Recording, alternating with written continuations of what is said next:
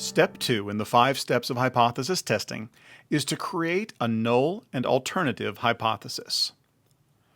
The null hypothesis states that there is no difference between the sample mean and the population mean, and by extension, any apparent differences are due to chance.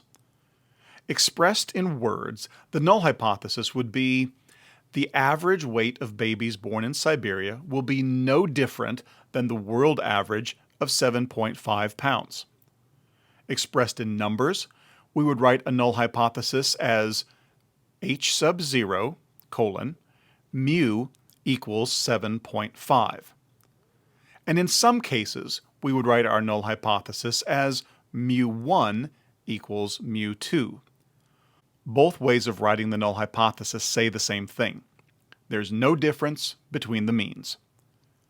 What the null hypothesis is telling us is this: despite what it looks like, the two means look different, there is no real and meaningful difference between the sample mean and the population mean.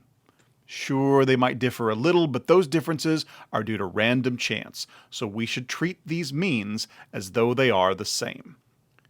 The alternative hypothesis states that one group will be significantly different than the other.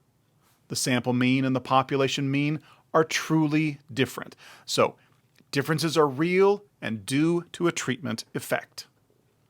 Expressed in words, the average weight of babies born in Siberia will be different than the world average of 7.5 pounds. Expressed in numbers, we would write h sub 1, mu does not equal 7.5.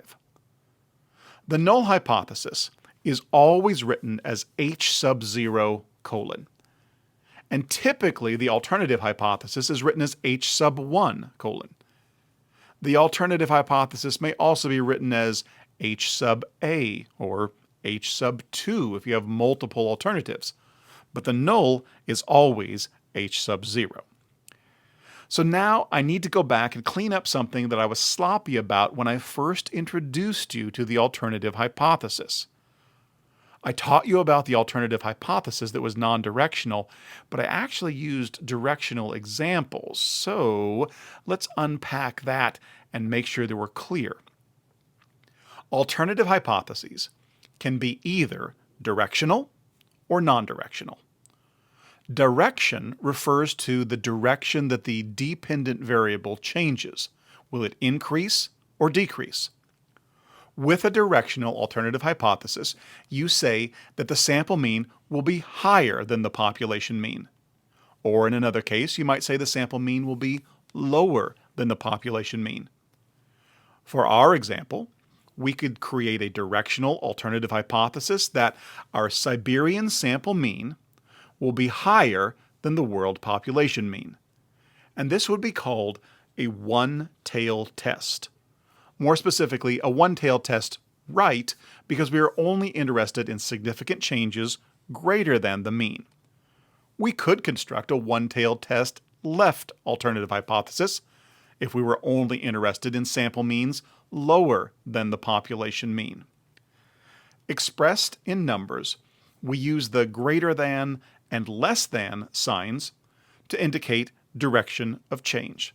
So for example, h sub 1, mu is greater than 7.5. And this means the average weight of babies born in Siberia will be higher than the world average of 7.5 pounds. Both of these are called a one-tail test because you're interested only in one direction of change. One tail can only go in one direction at a time.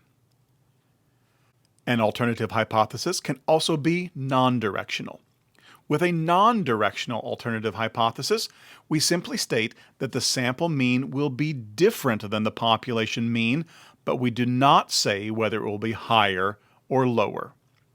We could write a non-directional alternative hypothesis as h sub 1, mu does not equal 7.5, meaning the average weight of babies born in Siberia will be different than the world average of 7.5 pounds.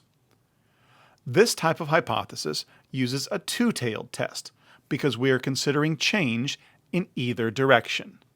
2 tails means 2 directions. For our baby weight example, step 2 would be null hypothesis mu equals 7.5. The average weight of babies born in Siberia will be no different than the world average of 7.5 pounds. The alternative hypothesis, H sub 1, mu does not equal 7.5. The average weight of babies born in Siberia will be different than the world average of 7.5 pounds.